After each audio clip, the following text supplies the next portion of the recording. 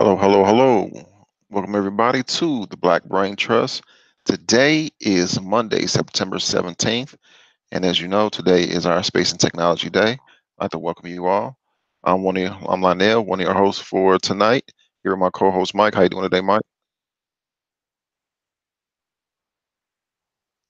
Are you there? Uh, Yeah, I'm in. okay. What's going on, Yeah. brother? Good, good, good, good. All right.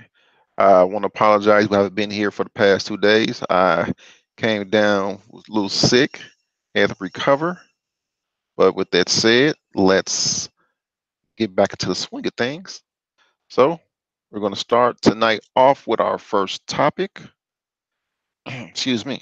The first topic comes from Engadget.com, written by Timothy J. Sapala, written 9/14, September 14th.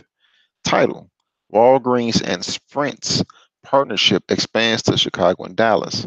Soon you can buy toothpaste, hairspray, and smartphones in the same place.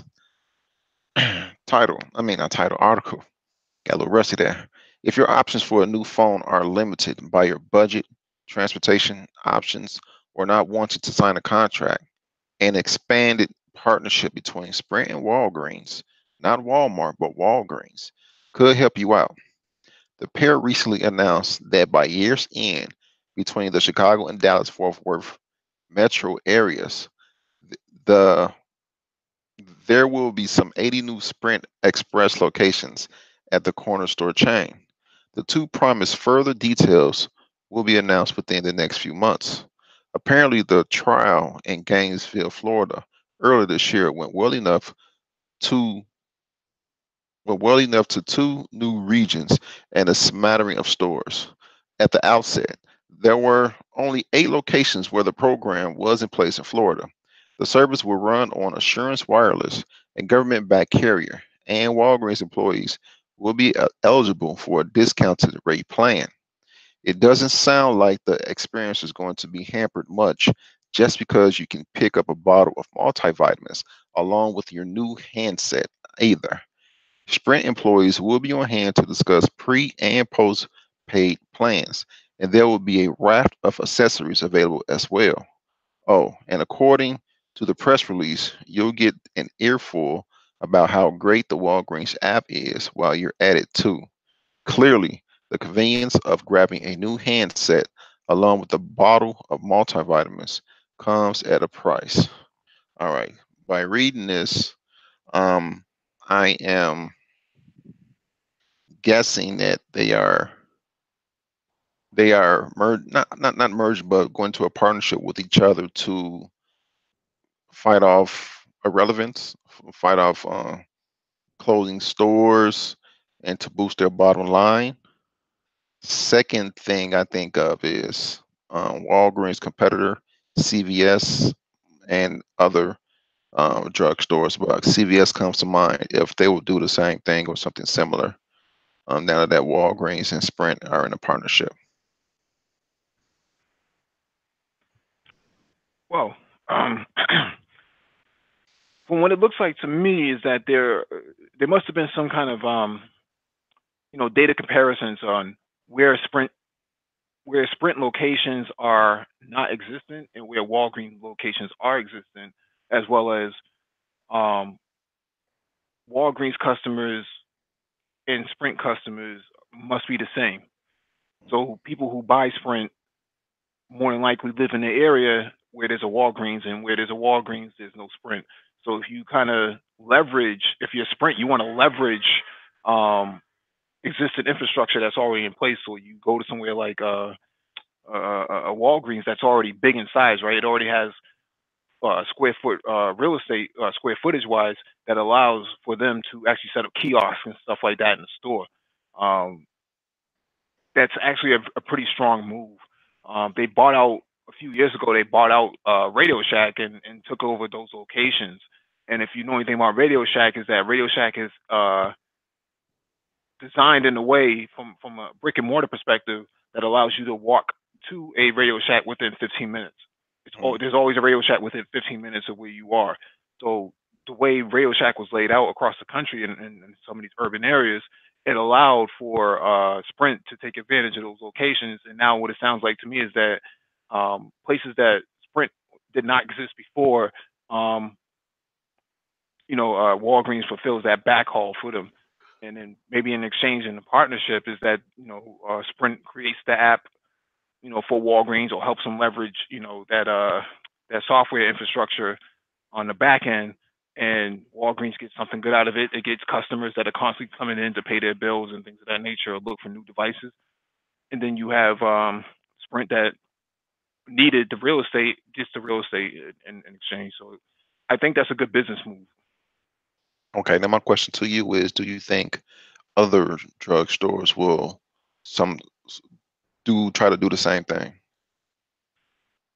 or I don't something I don't similar? think so. I don't think so to the extent CVS is their biggest competitor, right? CVS just had a merger, I think, with Aetna. So I think that they focus on larger acquisitions and larger mergers and acquisitions, larger M&As. So Walgreens, Walgreens isn't that big on the East Coast. They're bigger in the Midwest and out west, and CVS is bigger on the East Coast than they are out west in the in the Midwest. So um, I think they're looking at more. I think Walgreens and these smaller chains are looking at more strategic partnerships that actually make sense. Um, it does if they're not losing anything financially. I think they're gaining more financially because the square footage in the store is very expensive. If you're not really driving customers in, so Now, in the past, I've seen we've seen mergers like this, such as Dunkin' Donuts and Baskin Robbins, other fast food stores do mergers, and I'm pretty sure the other non-fast food stores have businesses that have merged also. Um, this is interesting to me because I wouldn't have saw this coming in Walgreens.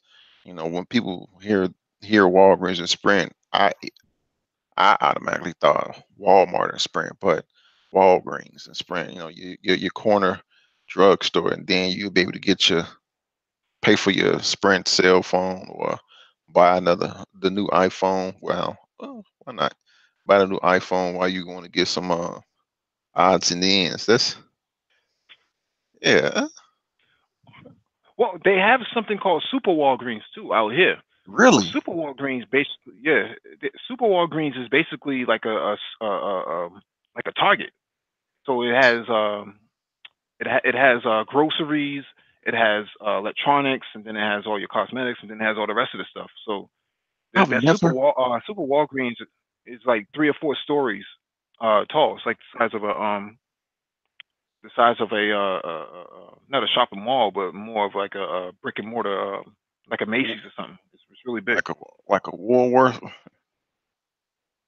He said Woolworth. That's going way back, but it's multi-tiered basically. Most Walgreens are very plaza-based, one level brick and mortars, but this Super Walgreens is actually multi-leveled,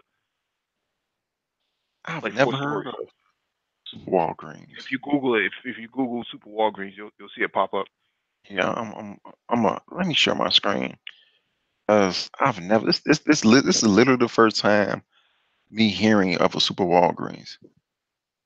Hmm. Okay, I just did a little quick YouTube. Oh my God, look at this. Oh my God, okay. Super Walgreens. Let's go to images. What the? Um, no images. What? Okay, I'm guessing this is it right here. Yeah, Walgreens. Okay. No, that's not it. Um, if if you type in Super Walgreens Boston, it should show up. Okay, let's do that. I'm bad for typing boss in the lowercase b. Okay, Yeah, it's so that's in the middle. right here. Hmm. That's wow. It do kind of look like a Target. It is. That's basically what it is. It's basically a Target in downtown Boston. But if you click on the image next to it, I think it goes into other areas. Hmm. I At think the- it's open 24/7. I want to say it's Really? that's like a cafe and all that stuff in there. That is amazing. Oh, okay. This is Chicago right here. State Hmm. Street, due North State. Okay. No, that's not it. But yeah, but that's Hmm. that's That's a. I've this is my literally my first time hearing about this. but it makes sense because downtown Boston, Hmm. you get to probably 2 million people just in downtown on an average day, going back and forth. So you need something that massive. Now next door, literally next door, there's a CVS, but that CVS doesn't really um, it doesn't have any cashiers, so basically everything's automated. But it's not the same as Super Walgreens. Like people go to Super Walgreens, like women go to Super Walgreens because there's a whole section just for a makeup section for Hmm. women, right? So you go get your makeup done by a professional makeup artist. What really? Yeah, there's At it's Walgreens. out it's yeah, this is Walgreens, Super Walgreens. So that's what I'm saying. Like they're looking at more strategic areas of how to make value, right? So a Sprint partnership makes a lot of sense. I I mean, see you would now. never see Apple, you would never see Apple do something like that because Apple has Apple Store, so they don't really need anybody else to really back them up because they stand on their own. But somebody like Sprint, who doesn't have the same retail locations in a lot of these areas, Hmm. you leverage existing infrastructure like Walgreens, so makes sense.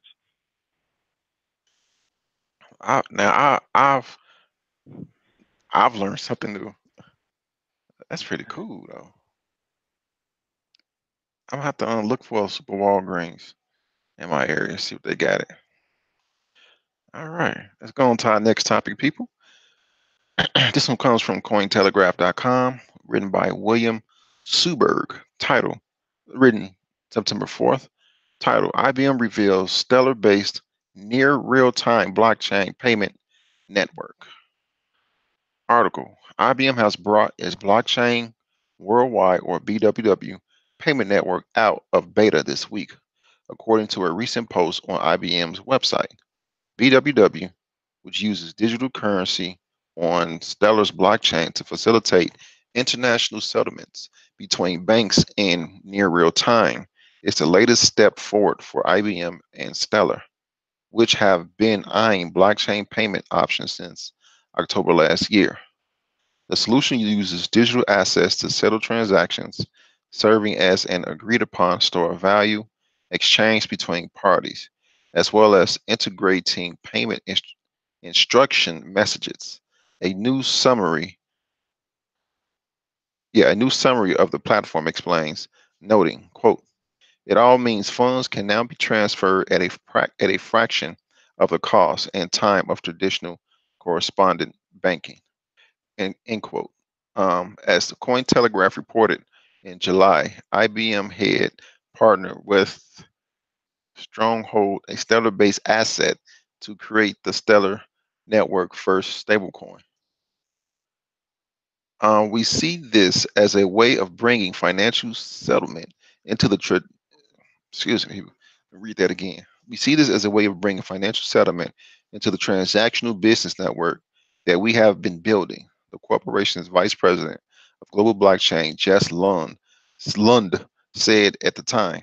The latest move provides fresh competition for entities such as Ripple, which has had a con, excuse me, can't say this word, controversial few months as executive voice as I don't know what's going on with me tonight. Let me read this whole paragraph again.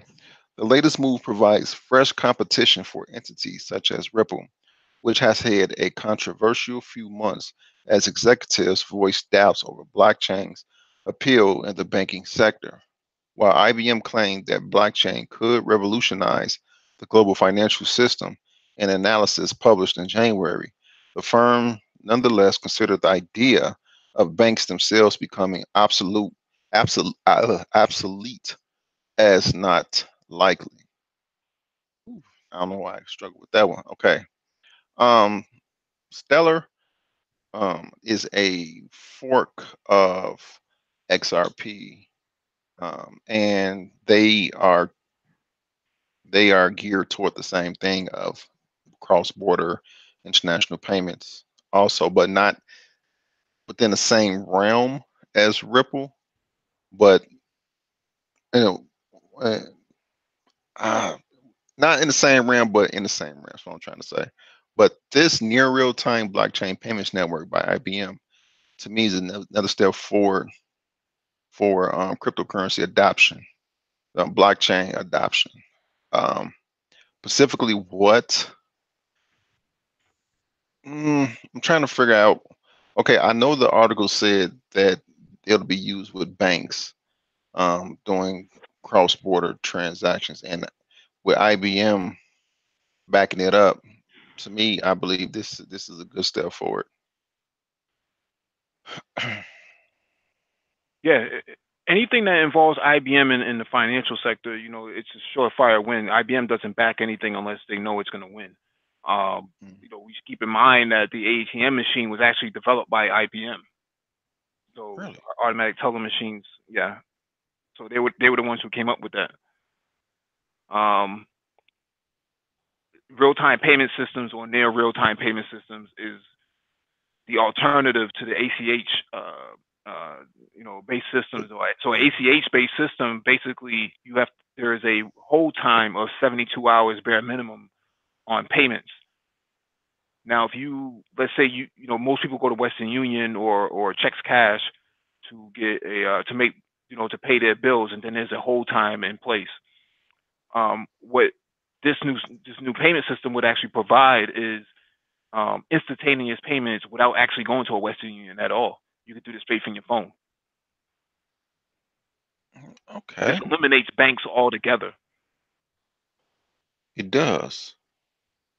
Because It, if it you think does. about it, if you think about it for a second, your phone, your smartphone, can actually be a wallet, and as long as it's encrypted, and as long as the means of communication is actually encrypted as well, you're pretty much a walking bank yourself.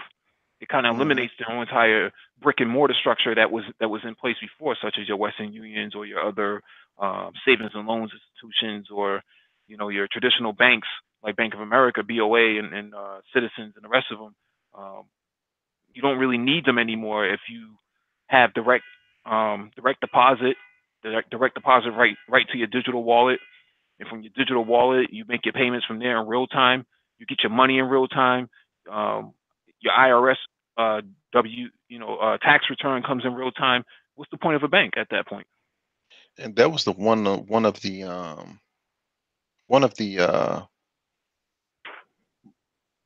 one. I'm losing my words tonight. One of the purposes of cryptocurrency is for people to be their own bank. Excuse me. Okay. You got hey, how you doing today, Jack? How you doing today? What's going on, brother? What's going on, brothers? How you doing? Good, good. Got any comments on that one? Um, yeah. So this I kind of jumped in the back end, but regards to that, so are they trying to like lead the field, like lead that industry as far as banking on the phone, like 100% and everything real time? Because is that like another form of automation? Because wasn't it a point of going into a bank unless it's get cash? So is that kind of like is that gonna cut jobs in the banking sector? You think? Most definitely, I would think so because I haven't been in a bank in a while. Me personally, banking tellers, um, yeah, or it will seriously reduce that job industry. I would agree with Lionel that the whole brick and mortar aspect will go away. Everything has been digitized now. You can take a picture of your check, and you can scan it in to your online banking system, and you get automatic payment. Um, when you take into consideration, you don't have to wait in line for a teller. I think we covered this in an article maybe a month or so ago that Chase was working on a cardless based ATM. Basically, you use your smartphone to enter the PIN number um, that's given into the Chase ATM, and then it gives you the funds that you're looking for or that you requested. So now you don't even have to go into a bank to get your money at all. And when you take into consideration Google Pay, Apple Pay, um, Square, all of these point of sale systems are already in place. So what value do you really need with paper currency anymore? Any other questions, Mike? Not Mike. I apologize. Jack. No, you got a point there, but so obviously the companies are trying to reduce their bottom line or labor costs, right? Not bottom line, but labor costs, right? So when it comes to investing into certain technology like this, right? Um, like, what's like, are they like investing in more in the long game, in the sense of like, okay, we're gonna invest this money. Like, how much invested into like this type of technology for them to get this on board and get it going? I don't know if that was said in an article, but how much money do they invest in that? Oh, that could be if you could mute yourself, Jack. Yeah, I'm sorry. Yeah, that could be a what you invest. I think we discussed this in an article before that IBM invested 160 million dollars into blockchain. Just this year alone, I think Lionel and myself had covered this. So it, that's just an estimate of what one company is invested in. We don't even know what Mastercard, Visa, and the rest of those other entities are investing into blockchain and cryptocurrencies in the back end. Um, so what it sounds like to me is that the banks are apprehensive because they're traditional and that can put them right out of business. When you think about Facebook and the amount of subscribers or an amount of registered accounts that they have, they have their own sort of economy revolving in within their own sort of world, right? And then you factor in Google and the rest of Apple as well. Apple has, I think they shipped over, 20 million iPhones or something like that, and 20 million iPads so far since their inception. They have their own little mini societies that they can work with and create their own little ecosystem. So there really is no reason to have a bank unless you absolutely um, unless it's required that you deal with a traditional bank. I mean, I think that banks will go away in the next 20 years or so. I think the traditional form of banking will just completely disappear. There will be no one walking into a brick and mortar institution. We covered this on a technology hangout before that China has an autonomous bank. You walk in there and there's robots that you have to talk to in order to do business. Yeah, I remember that. I remember that. And the robots are, they're not laggy. They don't make you want to speak to an actual human. They're responsive. They're really responsive. All right, so to someone who's a computer engineer or a programmer, right, who's listening to this show and they're like, okay, they're listening to this and they're like, okay, what opportunity is there for those like that who wants to make a niche, create a company in that market? Because if companies are putting $160 billion into blockchain, right, and other companies are investing, millions of dollars into this certain type of future technologies, what type of opportunities there for especially black men, who are already in that field that they can take advantage of?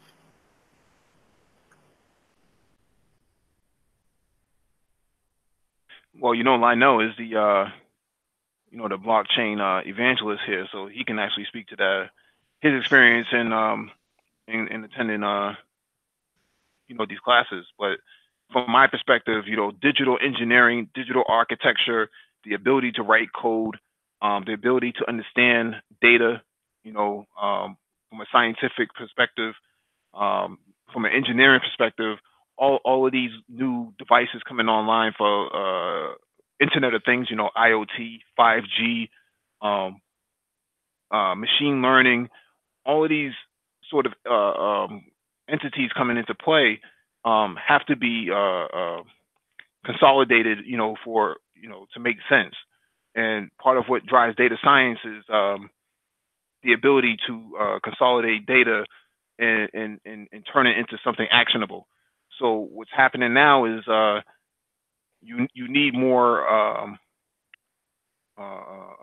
software people. You need more STEM-based people in specific areas that could actually that have the wherewithal to actually look at something and say, okay, I know what that's about to do. Um, I can put things into context now, whereas people who may have gone to school for like psychology or some other soft study, that's not going to be applicable in 20 years. You spend 4 years to go to school for a job that's not going to be there in 20 years. You know, you just wasted a whole lot of money.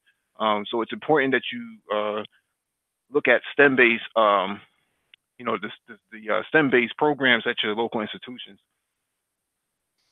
And now IBM partnered with Stellar, Stellar's cryptocurrency on top of blockchain. A lot of these companies have been putting in patents concerning blockchain for years, since I think we've read as early as 2014. MasterCard, IBM, a few more other companies. Now, obviously, they've been putting these patents, and starting creating um, start creating businesses around this blockchain. So obviously, there's going to be a need for people that know about blockchain, coders, coding in Python, coding in C++, um, coding in the different languages now and in the future, once this starts to jump off. Because I'll say it like this. Now, Jack, one, before you came to the channel, did you know did you know about blockchain? How did you hear it? Heard? Have you heard of it before you came to the channel? I heard about it in certain news articles, but I didn't really know what it was. But now, just being a part of this channel, it gave me a kind of like a starting point to do research, and I've learned the many applications that can be used for, just to make things more efficient. So Hmm. Now yeah, take yeah. Go now ahead. now now take your thoughts of the different ways it can be applied. Then multiply that by how many times a person may have an idea of what it could be applied to, what blockchain can work for, or be a benefit to, or make efficient. That is the number of jobs that will be available for people that know how to code, know how to um, set up a blockchain, and not only that, but to uh, keep it going. Then not only the blockchain engineers, but security and any and all other aspects of IT that has to do with one another. So, Yeah, I think that's what's beautiful about some people might get afraid of technology, but I think it's a opportunity for change. Renewal. People who of themselves. So it's like all it really takes. I'm learning for myself is just to take some time out your day. For each day to learn a little bit about new aspects of technology, and then you kind of figure out where you fit at. Because like where things are moving, like even with my own children, like I'm pushing more math, man. I'm pushing more STEM. Like they go to STEM school now. Like we practice that every day. So it's like I will see where things are going. So it's like I personally think people just need to evolve and just evolve and just try to become comfortable with technology. So yeah.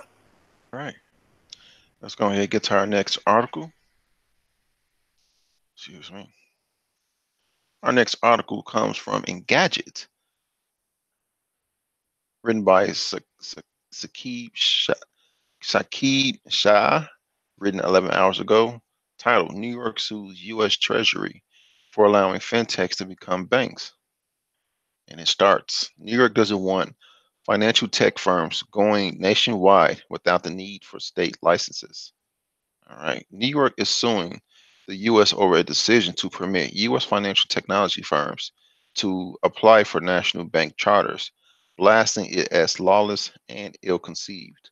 Maria Vullo, superintendent of New York's Department of Financial Services, filed the suit against the Office of the Comptroller of the Currency, OCC, in a Manhattan federal court.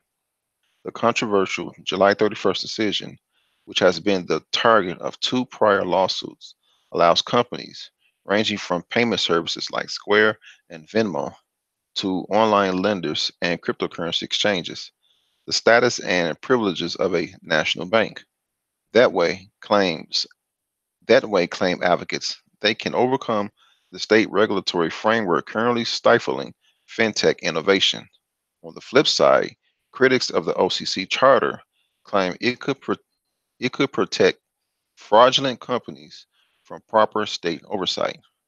The move puts the New York financial consumers, and often the most vulnerable ones, at great risk of exploitation by federally chartered entities improperly insulated by New York law, Vullo said in this lawsuit, adding the OCC's reckless folly should be stopped. But thus far, the OCC's offer has largely gone ignored by fintechs themselves, with the Wall Street Journal blaming the lack of interest and on confusion over what the charter will allow and whether it will stand up in court.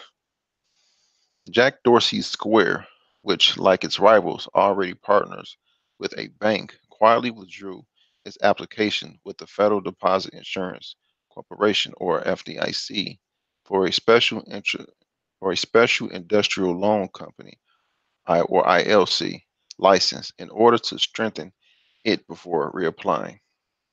All right, so Mike, about this, New York is suing U.S. Treasury for allowing fintechs to become banks. What about this speaks to you? Well, we just spoke about this in the last article that the fear of traditional banking would go out of style, and now you're starting to see fintechs just pop up out of nowhere overnight as startups, banking startups that can actually erode at the very market share that traditional banks like J.P. Morgan and Bank of America have long been holding on to. Now you don't need a whole entire you don't need these big vaults where you see it in the movies or you see it in these traditional brick and mortar banks where people they put their gold in their money in there. Now you can launch a banking startup basically with 20 people. You don't really need a whole lot of people. In my experience in startups, one person doesn't do one job. One person does multiple jobs. So, you're never doing just one thing. You got the guy who writes code is also your your project manager and you know the person who would be your CFO is also the chief operating officer as well. So people are wearing multiple hats, to get the same amount of work done. Um, and you don't have that in the traditional banking sector. In traditional banking, you had tellers who who just sat in that one chair all day long, and all they did was they dealt with with people. But now when you start talking about fintechs, now you got cryptocurrencies, um, bonds, and gold, and silver bullion, and access to these sort of resources that traditionally, banks had to actually wait on, you know, different, different avenues for them to travel down in order to have access to these resources as assets. Now you can create a cryptocurrency, and it could be considered a security or a true asset enough for people to invest into. And now it's just a new way of doing business straight from your phone or even straight from your smartwatch. Now you have um, I think Coinbase was working on a smartwatch notification for that device. So Yeah, they already have their own credit card. where you can spend your crypto. Right. So obviously, you can see with them and other companies such as BitPay. We mentioned that a couple weeks ago on one of the articles. They're doing their thing where where people are allowed to spend their crypto, and Coinbase being a leading exchange in the U.S. Obviously, they're trying to expand their borders to be a bank, not only be a bank, but to offer other services for people who invest in crypto also. Got any questions about this, Jack?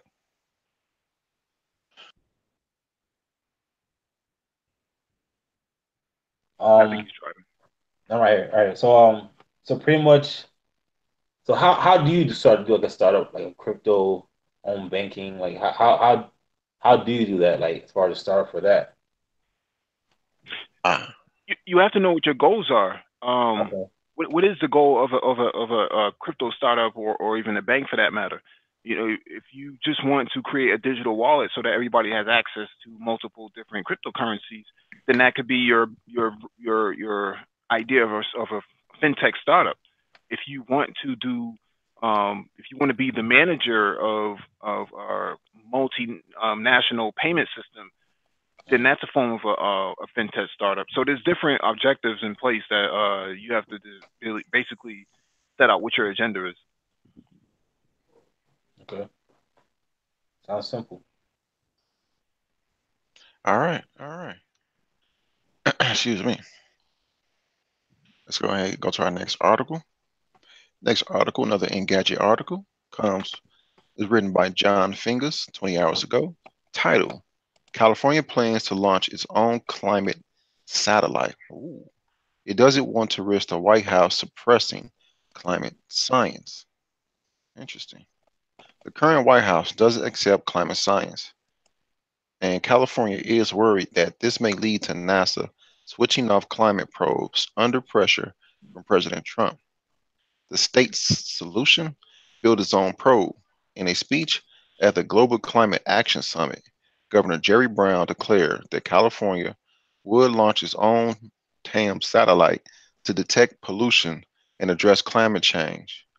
While he hinted at the possibility in 2016 remarks, it's more than just an illusion at this time. This time. The state is working with Planet Labs on the project and will rely on the California Air Resources Board for further help. It's not certain whether this satellite might deploy or how much it will cost. And those elements are important. There may not be much point. There may not be much point to the satellite if there's a change in White House leadership by the time the spacecraft is ready, and a satellite might face stiff opposition if it's particularly expensive. However long it takes to finish, the project escalates the fight between California and the Trump administration. The two have not been at odds since the start. See, the two have been at odds since the start, and the White House even plans to revoke California's Clean Air Act waiver just to prevent it from setting tough emission standards. The state has fired back with more than 40 lawsuits against the administration, not to mention bills to phase out fossil fuels and otherwise address climate change directly. Now, the federal government has to contend with a state run satellite program that might challenge NASA's strategy. California plans on, well, is tinkering around with launching its own satellites. Um, Obviously, I don't think this would be, if they were to go through with this, the satellite, it just say satellite, the satellite would be expensive because it would be, if it was like 100, $200 million, then obviously, people would be all up in arms because of the price. So they will have to, in my opinion, they will have to um, build a satellite that is frugal minded, but still be able to do its thing. I say this to say that this is just another log on the fire for black men to build our own satellites. It doesn't have to be a climate satellite, but other satellites to launch into space or go to the moon and take samples of the moon or whatnot.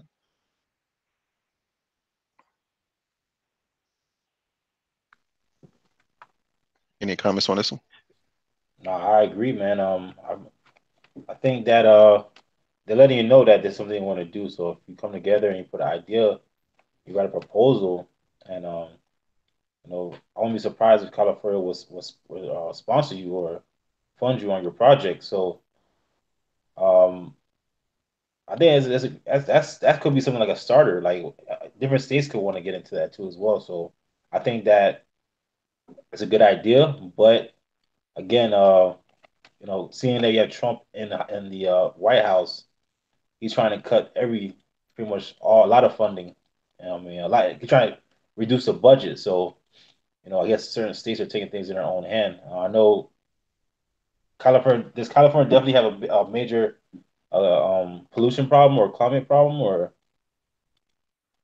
Yeah, California has always had climate issues, which is why they have different smog parameters for vehicles, right? So they have, a variety of areas that they need to cover: earthquakes, wildfires, smog, pollution, um, lack of rain. So you would need a. It makes sense that you would use a satellite just for that purpose because you would. I don't think they can utilize someone else's satellite, a national satellite just for one state, right? So they would actually probably fund their own operation, even if it is $120 million, like Lionel was saying. That's something that's a satellite that's going to be there for 20 to 25 years. If you break it down over a 25-year span, um, that's probably about what $3 or $4 million. I mean, about $5 to $7 million a year. Um, over a 25 to 30 year lifespan because I think that's usually the cycle for a satellite to be up there before it gets replaced anyways. Mm. I'm actually looking it up right now and um very accurate, man. I think as a satellite showing West Palm Beach or showing Palm Beach, Florida, and yeah, I think that'd be very conducive to what California is trying to do, and they can kind of pinpoint and gather more data on their current situation regarding on their pollution. Hmm. Yeah, Hmm. and keep in mind that I mean you need either you can afford it or you can't. At the end of the day, you still need it. So how do you fund it, right? So that's where it comes down to. And there's multiple ways that California has lots of tech schools. Yeah. University of Cal Berkeley and Santa Clara and UCLA. They have just an enormous amount of schools that can do all the research and development for them to get the satellite up. So that I don't think that's should be a big of a problem. Well, would it be effective for them to do like a penny tax on that? Like, just every transaction a penny goes towards, um, kind of towards the pollution as far as, or do they already implement? Did they already implement that already as far as a pollution tax is kind of trying to divert funds into something like this? Because where is the money going to come from? Just for They the have state a budget? utility budget, right? So you have a public sector budget. There are things that need to Mhm. be voted on because it's all it has to go before the House with those Okay. guys. Um, so um, they can take it out of multiple areas. They can just cut funding in some other area and divert the funds there. Um, they can go up on property tax, which is more than likely where it would also come from. You wouldn't even notice it to be quite frank because California is just expensive anyways. So Mhm. you have a lot of millionaires living out there who pay a lot of property tax. So to them, it's not that big of a deal. Very interesting. I'm on Wikipedia and I'm looking it up. It says other environmental satellites can detect changes in the Earth vegetation, sea state, ocean color, and ice fields. For example, the 2002 Prestige oil spill off the northwest coast of Spain was watched carefully by the European. I'm not sure how to pronounce it. Invisat, which is though not a weather satellite. It flies an instrument ASAR, which can see changes in the sea surface. So I didn't know that that technology was possible. That they can. I know you see the weather, but I didn't know they could see the color of the sea. That's interesting. Yeah, yeah. Most nation states do, they do have that technology available to Mm, them. And these are the things that I've spoken about in the past that where from a startup perspective, you can actually do something like that with, um, with even some of the telescopes that Mino has Yeah, yeah. uh, um, shared his screen with. You can do that with a telescope like that. But mm, keep in mind that a lot of the processing power is within the satellite itself. So the satellite is basically a data center in the sky at this point. It can process all information. Um, it can do all the math calculations and basically beam down all this information over the over the satellite com link. So um, mm. you're getting a lot of bang for your buck from these satellites now than what you were before. In the '60s and the '70s. Interesting. All right. Any other questions? Excuse me. All right. Let's head over to our next article. Our next article comes from cryptobriefing.com, written by Andrew and Cheta on September 15th. Title: Blockchain Real Estate Gets Polymath Security Token. ST20 token used by Block will comply with Know Your Customer and anti money laundering regulations. Home is where the heart is, and in some cases, that's a security token on a blockchain. Polymath has teamed up with an investment fund to tokenize real properties, adding to the growing number of asset classes represented on blockchain securities. In a press release earlier this week, Polymath announced a partnership with Block Estate, a real estate fund that uses predictive analytics to calculate its investment strategies. The partnership will introduce a new security token for real assets, the Block Estate Alpha Token, or BEAT, to be used on the Ethereum blockchain. This represents one of the first instances of a real estate property represented by the ST20 security token protocol, which has legal and regulatory requirements built into the code. Unlike regular Ethereum tokens, security tokens can only be sent to addresses associated with Know Your Customer and anti money laundering requirements of known identified investors on the Polymath whitelist.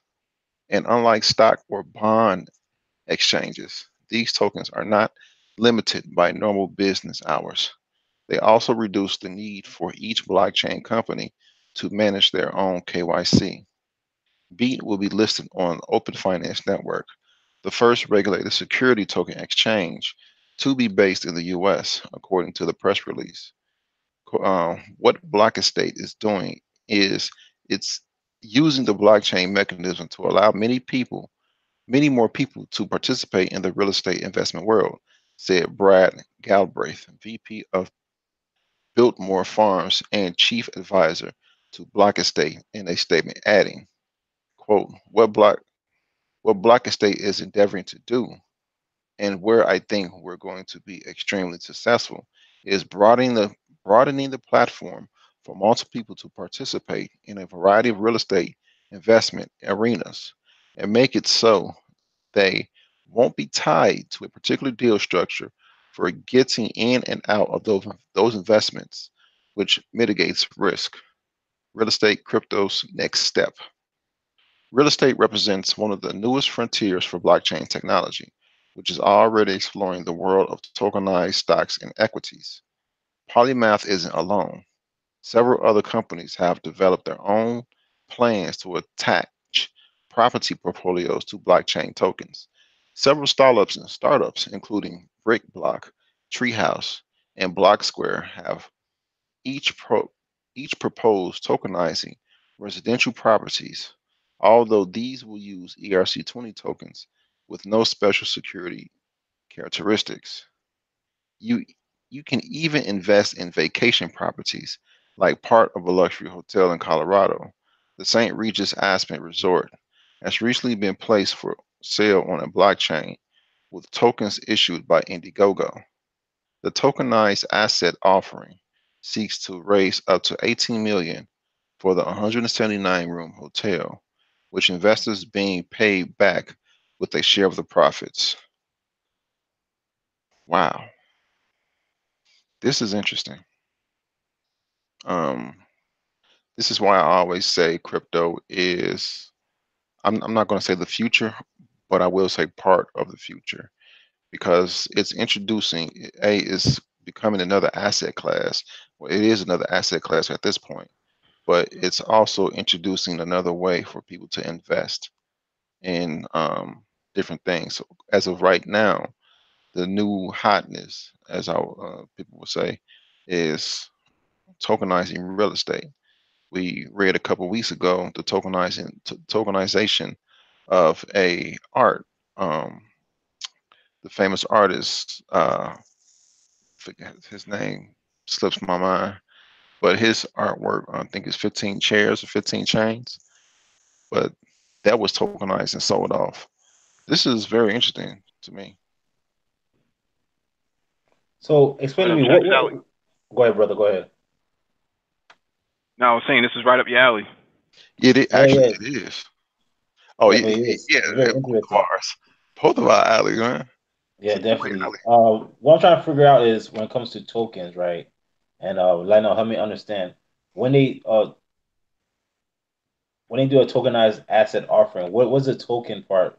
I'm still having a little trouble understanding the token aspect It's of it. it's just a it's just think of it like this. Okay, um, let's say Apple's outstanding shares is like 2 million shares. Hmm. Let's say the what was the name of the hotel again? It was the St. Regis Aspen Resort, and they tokenized the entire real estate building, and they come up with 2 million um, shares. So instead of saying shares, they'll say tokens. This token represents a portion of this St. Regis Aspen Resort. Tokens, saying tokens is crypto's version of saying shares. Mm. In this case, in this tokenization of assets and such as the painting, such as this real estate, and I've been hearing other rumors from crypto pundits of property in New York being tokenized, where people can purchase. I don't think it'll be like everyday people. I think you will have to be an accredited investor, but still, um, I don't think that will hold up throughout time. I think people will still be able to invest in the long run. That accredited investor rule may be relaxed in the future, but still, this is the future. You if people can't see this on the wall, I don't know what you want to see. I don't know of any other ways to show it to you. This is another way for you to invest your money, and this is another asset class that's burgeoning. Yeah, just listening to that and kind of like giving an explanation and seeing how business is done for as real estate. I think this will give let's say you're trying to find clients, right, to invest. It'll give them more transparency. It'll give them more security, which I think it'll help the investor, you know, and the person who's part of the team on both sides. So I think it's a good idea. Where I see it going is it's going to be the future, and I think the earlier you're able to push this and get be a part of this, the better. Um, I think it worked great in teams, man. You know, it would be great for teams, and I think that's a trend, man. 'Cause a lot of young people right now are getting into real estate, man. Um, I listen to a lot of other YouTubers who kind of like break this business down already as far as group investing, but they don't really speak on the blockchain aspect of it.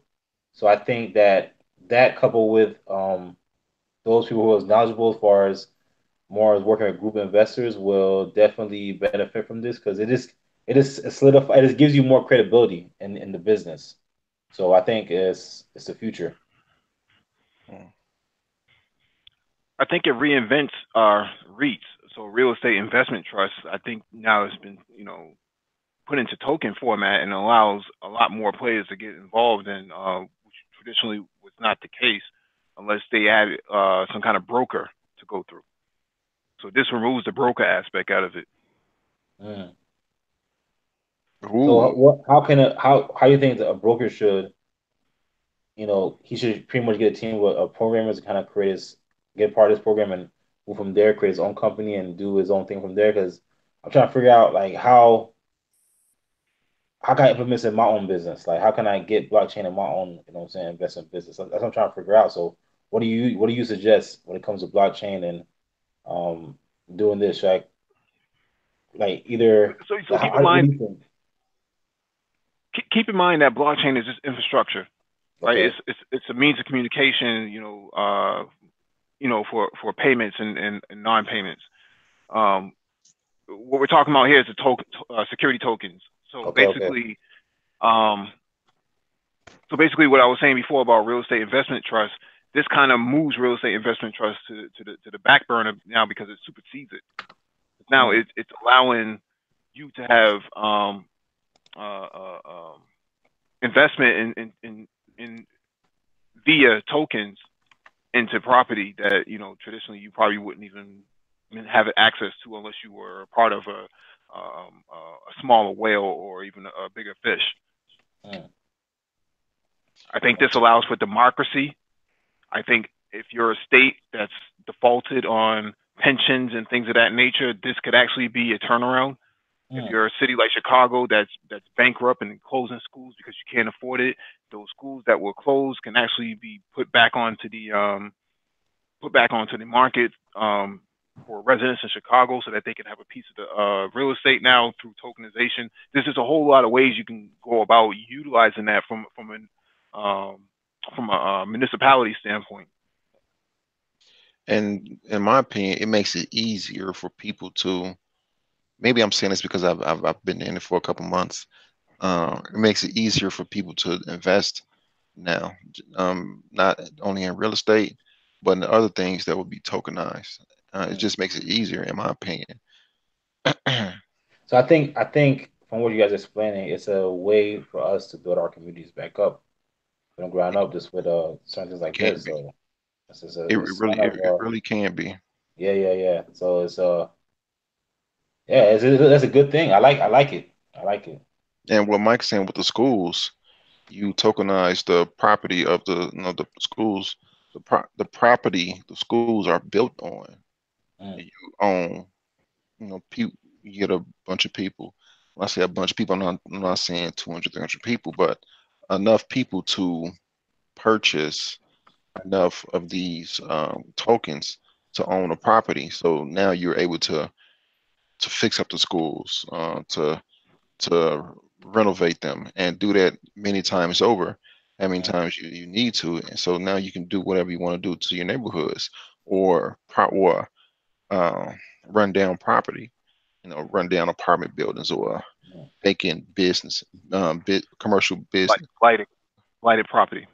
Yes, blighted property. You can tokenize that and say the the local government tokenizes it, so you can purchase that property, and now you can really own. You can quite literally own your own neighborhoods. Mm. So you think this is a way to It, stop the end gentrification? Yes. it would, and it creates democracy. That's the whole purpose of Mm, public trust and in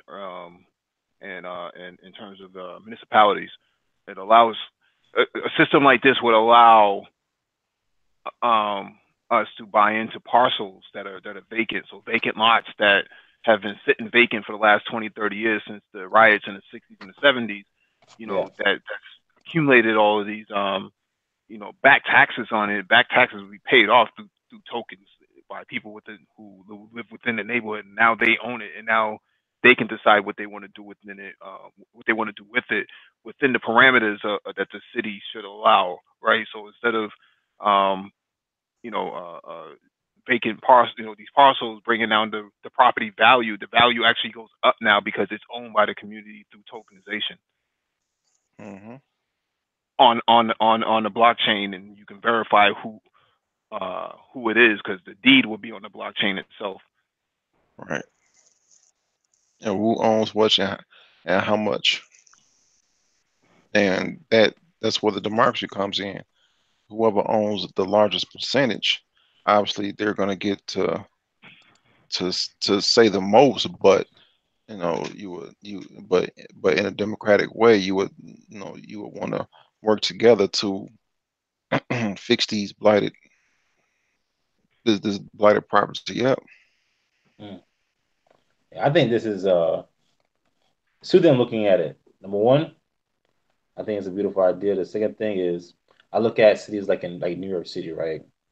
You have like an Italian community, you have the Jewish community, you have a Polish community, different communities, right? It's kind of going to go ahead and give people, especially the black community. So it kind of put the power back in people's hands. The key is just to get people educated about it, and once they do get educated about it, I think people are going to run with it, and Hmm. it's going to be. I think the next 15 to 20 years is going to be the demographic is going to change. As far as certain communities. So it's very interesting to see how things play out. And you have to get the community educated about it. Hmm. You can't just have people say, "Oh, you gonna lose your money in it." No, you have to understand what it is and what benefits it can have for you and your community, and it can actually stop the things in which you say is wrong with the community. You can You know, you actually know. Go ahead, go ahead, brother. you can actually have a firsthand um you can actually have firsthand in stopping the things you don't like about your community, what you want to stop in your community, what you want to get out of your community, and so forth and so forth. Mm. I think a great place to start with that will be in churches, black churches. The educated people there, and then when the church have a fund, right, they can create a fund for that, and you know, invest that way so they can take control of their community. So it's start from churches to community centers, um, even like some simple as a conscious community. That's kind of giving people the power, which is it's just it's smart. I like it. Well, you don't have to go out and teach anybody anything. It just becomes a part of basic literacy, such Okay. as reading and writing and things of that nature. So your public library would actually be the place that you would go to get Hmm. this knowledge. Okay. Okay. Same way you would go there to get a library book. Um, we see the emergence of ebooks coming out, and less books being printed. So you're going to have to go to a source, a public source such as your public library, to actually get this information. So Hmm. Yeah. It's good All stuff. right. Excuse me. All right. Let's get to our next article. Our next article comes from space.com. Title: SpaceX to unveil first passenger for private BFR moon trip tonight. Wow. Written by Tariq Malik. Written September 17th. It's going to be a big night for space tourism. The private spaceflight company, SpaceX, will reveal its first passenger for a trip around the moon on the company's massive BFR rocket, and you can watch it all live online. SpaceX CEO Elon Musk has even dropped tantalizing previews of the BFR's new rocket design on Twitter. SpaceX will unveil its BFR rocket passenger. The name stands for Big Falcon Rocket in a webcast tonight, September 17th, at its Hawthorne, California headquarters. You can watch it live here, courtesy of SpaceX, beginning at 9 p.m. Eastern Time. The highlight anticipated reveal comes on the heels of SpaceX's surprise announcement late Thursday, September 13th, that it has signed its first passenger to fly around the moon on its BFR spaceship. The company had the true, excuse me, the flight the BFR lunar mission. SpaceX has signed the world's first private passenger to fly around the moon abroad aboard our BFR launch vehicle, an important step toward enabling access for everyday people who dream of traveling to space. SpaceX representatives announced on Twitter Thursday, excuse me, Musk, SpaceX's founder, has been dropping more clues about the passenger's identity and the BFR's new designs ever since. In a pair of early morning Twitter posts today, Musk unveiled new artist renderings of the BFR spacecraft. The images appear to confirm changes to, to BFR's crewed spacecraft, including three huge fins and a black belly mounted heat shield. Ooh, interesting. The spacecraft will also feature a deployable forward moving wing near its nose, according to Musk. Last Thursday, Musk also dropped a hint of where SpaceX's BFR passenger may be from when he posted a single Japanese flag emoji on Twitter. Whomever the passenger is, it's a good bet he or she will be extremely wealthy. Trips to the International Space Station have cost upward of 35 million for space tours, and SpaceX's moonshot is aiming much higher. Only 24 humans have been to the moon in history.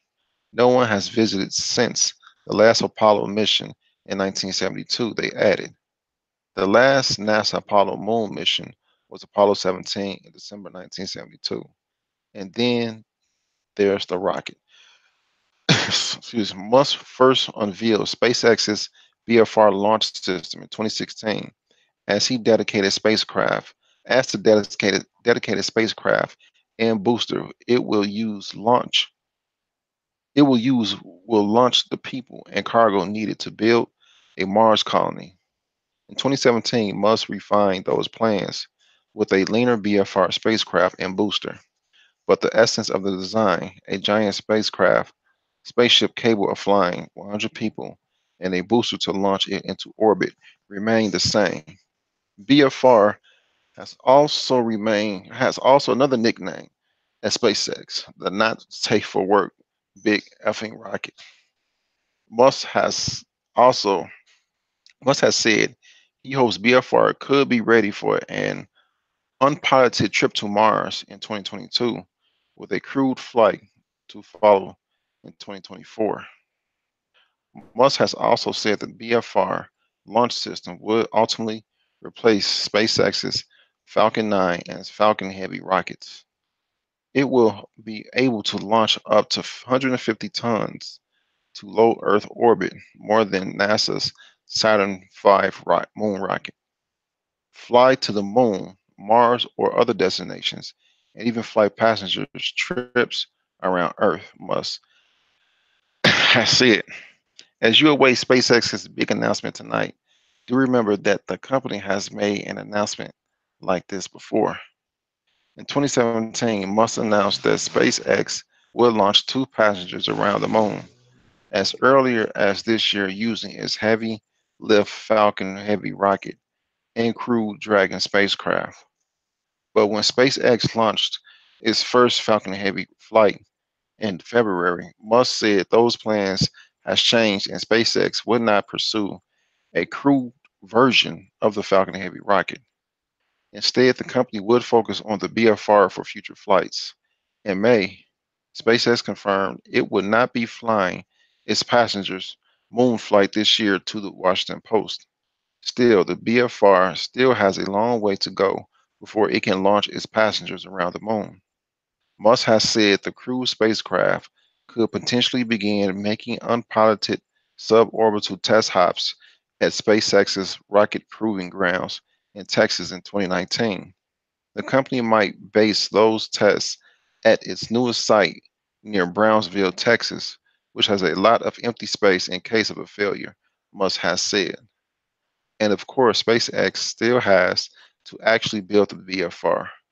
Earlier this year, the company signed a deal with the Port of Los Angeles for space to build a facility to build its BFR rockets. But who will fly the first BFR passenger flight around the moon? And how has the massive spacecraft design changed since last year? We'll have to wait until tonight to find those out. All right, Mike, I know you have something to say about this one. Well, outside of I told you so, I think this allows us to see, witness this in our lifetime that this is actually going to go down. Be interesting to see if it works or not. Um, when you're a big whale and you can afford to throw, oodles of money at projects like this, it makes it, um, kind of simplistic and streamlined on what you want to do, since the focus is actually, to privatize space travel. Um, Hmm. we'll see what happens. I mean, I don't know what time it says, what the time says on there for when the announcement is supposed to It go up. said 9 Eastern. So 14 minutes ago it started. It already passed. Yeah, that's something that I think we should revisit next space and technology hangout on how it went. Hmm. Jack? Nah, this is yeah, it's very interesting, man. To see this happening. I'm really interested to see what their uh their press release is what they're gonna speak on and who's gonna go up there.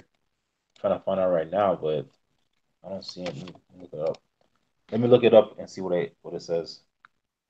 Well, let's get to our next. Our while you look that up, we'll excuse me, get to our next last article or our next article. Then open it up for open mic. This one comes from express.co.uk. Title: NASA asteroid warning. Three giant space rocks skim planet Earth today.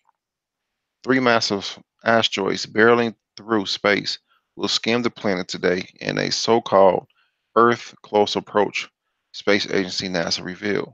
Written by Sebastian Keatley on September 17th.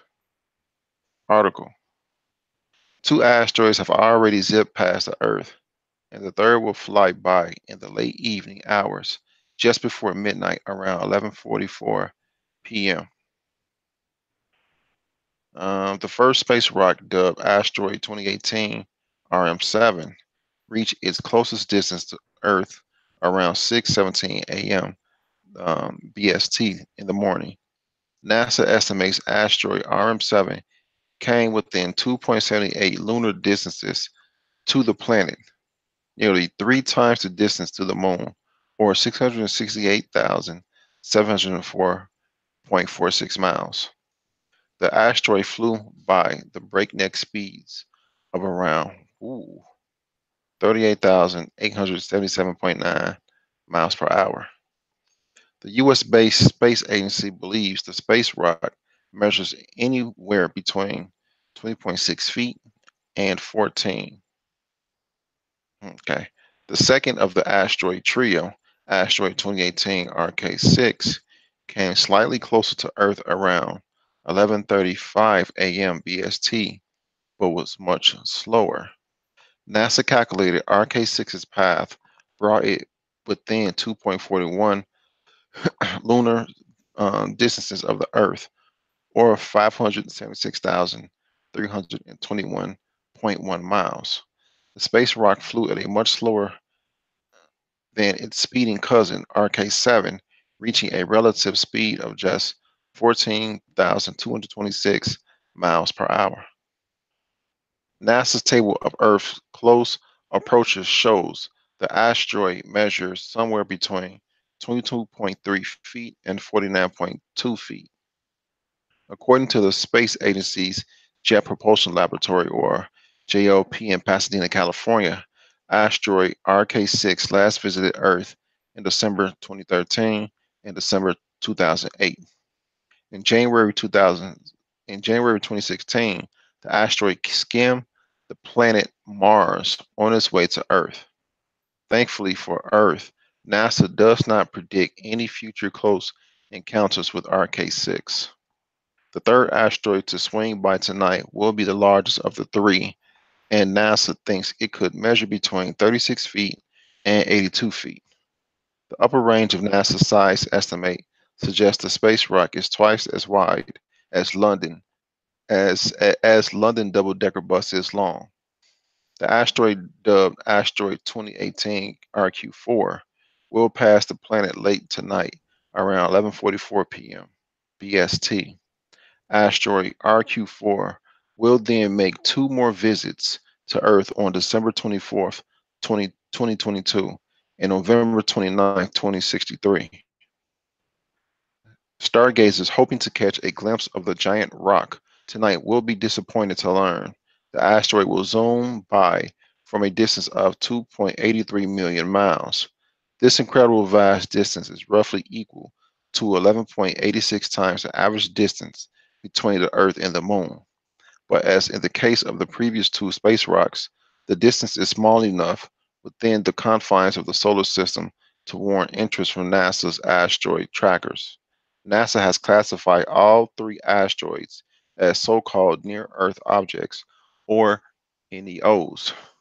NEOs are asteroids and comets which come within 30 million miles of the Earth's orbit around the Sun. If a space rock is big enough and close enough to Earth, NASA labels it as potentially hazardous asteroid, or PHA. Steve Chesley, an asteroid researcher at JPL, said these asteroids are tracked by NASA's Center for Near Earth Object Studies, or CNEOS, Sentry system. He said, if Sentry finds potential impacts for an object, we add it to our online impact risk table, and asteroid observers can then prioritize. Uh, Lost my senses. I apologize. He said, if Sentry finds potential impacts for an object, it will add it to our online impact risk table, and asteroid observers can then prioritize that object for further observation. The more measurements made of the object's position over time, the better we can predict its future path. In September alone, another six NEOs will make a close Earth approach between September 18 and September 24th. And there's a video at the beginning of this article which shows, let me expand it and replay it, the number of asteroids that are flying around Earth. Let me pause this. The animation represents a map of the increased count of all known asteroids in the solar system between January 1st, 1999 and January 31st, 2018. Blue represents near Earth asteroids. Orange represents main belt asteroids between the orbits of Mars and Jupiter. Excuse me. Let's see here. Should pop up any second. A known near Earth asteroids. January 1st, 1999. Known near Earth asteroids. Wow.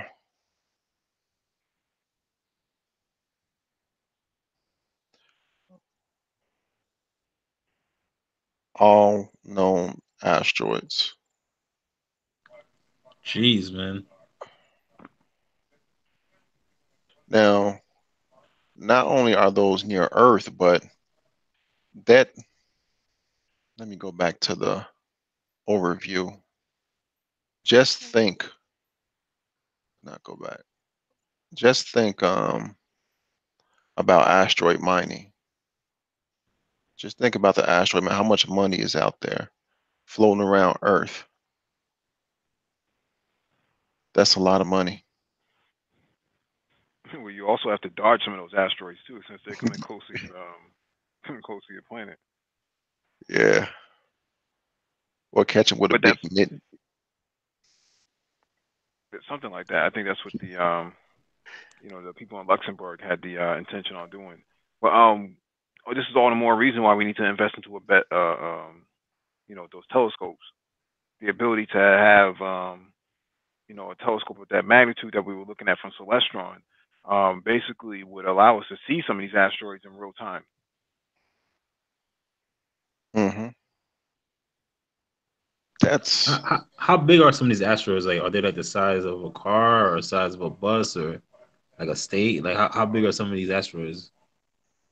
Yeah, they're about the size of a state. I would Damn. assume. Some of them, most of them are about the size of an iceberg, right? So an iceberg can be anything, anywhere between 100 yards or a mile or a couple of miles. I know there's one asteroid that's about the size of New York City. I forget the name of it off the top of my head, but it's about the size of New York City. You can actually, I mean, they can actually park their space vehicles on them and actually dock. Mm. I would imagine it's kind of difficult to land on one and do what you need to do and then extract and then or mine and then you know lift off of one because like it moves. It's like it's a lot of calculation I would think to figure out to pinpoint exactly when to get off, when to get on, when to get off, how to get off, and how to get back home safely. Like that's a very intricate, you know, it would take very intricate planning just to do that. Have they landed anything on any asteroids yet? Like any like satellites or any rovers or anything yet? So Japan actually has the intentions on getting on one. I think they already have. I think they've either launched or they're in the process of launching. The European Space Agency tried to maybe about a year or so ago, and that mission failed. Not because the asteroid was going too fast, but because the harpoons from the module failed to deploy at the time necessary. So it still was recording when it did land on the asteroid. The problem is that the harpoons didn't shoot down fast enough to stop, to avoid the crash landing. So had the harpoons deployed on time, then you would have probably gotten a lot more information out because when the what do they call that thing? Um, it's not a rover. It's a I can't remember the name off the top of my head, but basically, it the batteries ran out because it's solar powered, so it was expecting to be upright to capture all the sunlight necessary in order to recharge the battery overnight, and the batteries basically ran out, and never really got any critical information out of it. I think I know myself had covered this on one of our space hangouts. Maybe about a month or so ago, that they put up the picture archive on the European Space Agency's site. the one. I think I know what you're talking about. I think I know what you're talking We about. covered that back in August. Covered it Hmm. back in August. Okay, We okay. covered it back in August. Yeah. Yeah. Did you find what you was looking up, Jack? Yeah, he's speaking right now. Oh, okay, okay. He's like explaining like the rocket, and he hasn't said who's gonna go up there yet, but he's just explaining it. Um, Yeah, he's taking big leaps. yeah, I respect him, man. You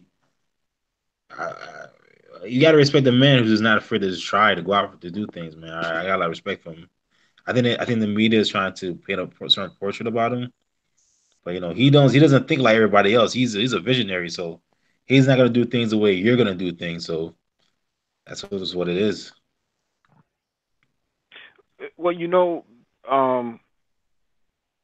guys like that in the tech space tend to be different um, from other people. Um, just the way they think. They're a little bit what do you call that? Asperger's. So they tend to think a certain type of way, different from everybody else, how everybody else thinks, and you kind of come off as a little bit awkward or Hmm. aloof, but you're actually extremely smart. And I think Elon has probably been like that his whole life. Just awkward but extremely smart. You don't create PayPal from being dumb. Mm. You say you don't create PayPal for what? You don't create PayPal if from being a dummy. Oh no, no. So I'm sure that in your field you work with a lot of people who do have Asperger and work in technology. From what you see, far as working wise with them, I know they're awkward as far as social wise, but as far as their work, what do you see different from their work compared to somebody who is not on the spectrum? They're meticulous. Mm, interesting.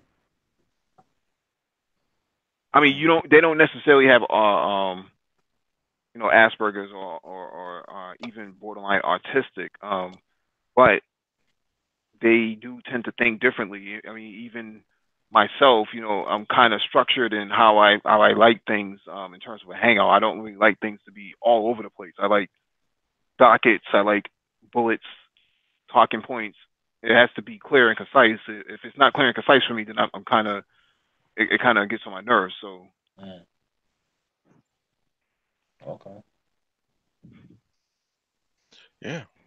Any anything for the open mic session, or we just excuse me. Mm. Okay. Anything else? wait a second. I think I had something.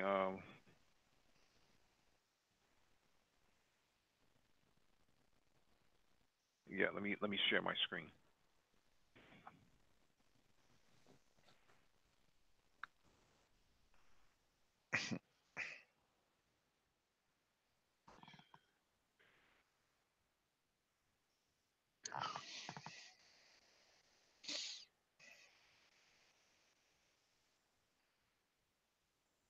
Yeah, tiny satellites heading to Mars likely are the first of so many. Um, Basically, what they're talking about is launching these micro satellites that I've been talking about before.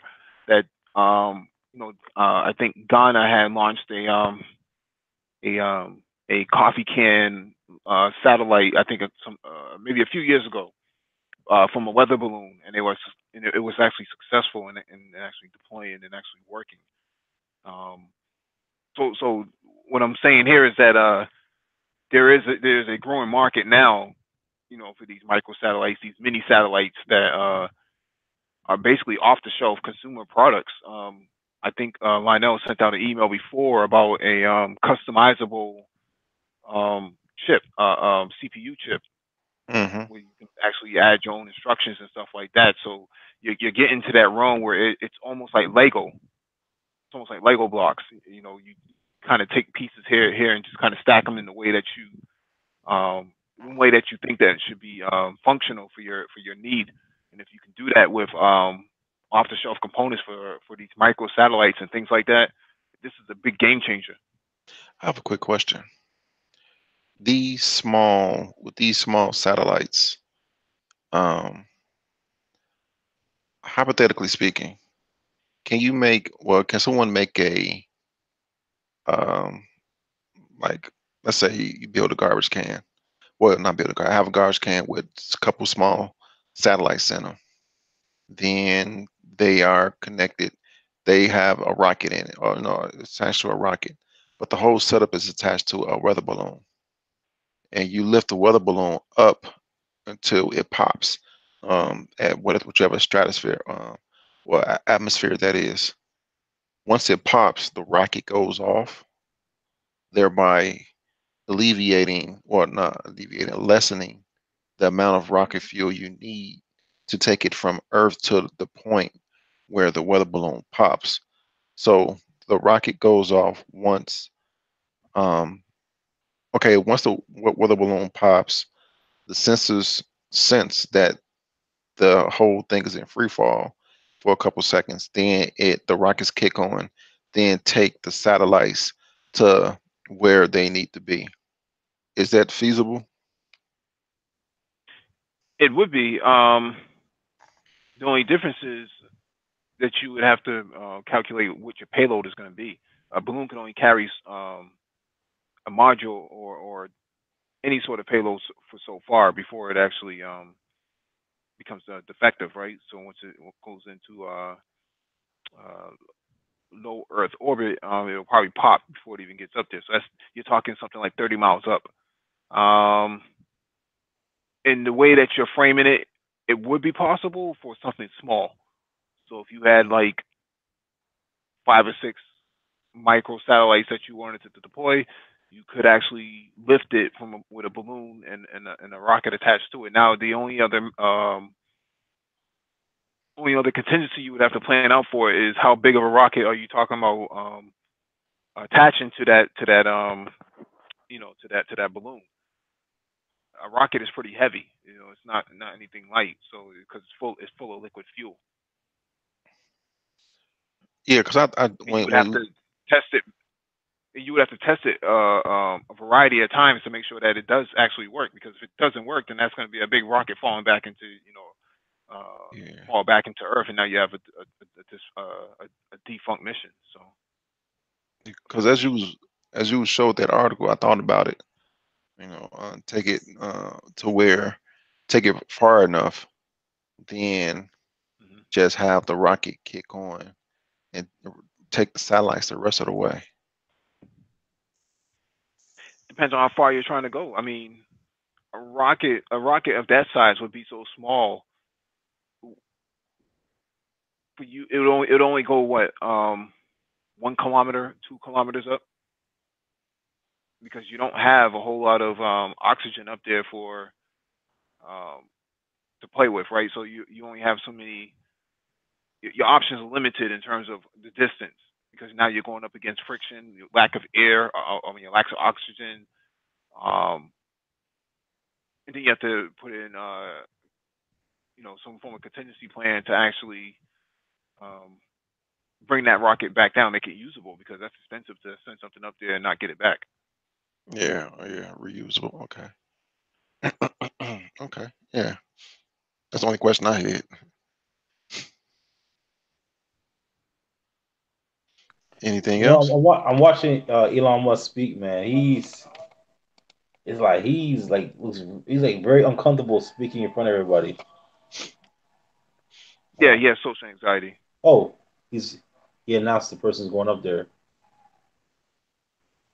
Um,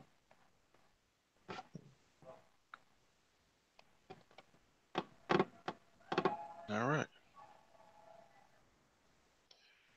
So is that it, gentlemen? oh, somebody from I don't have any. Japan.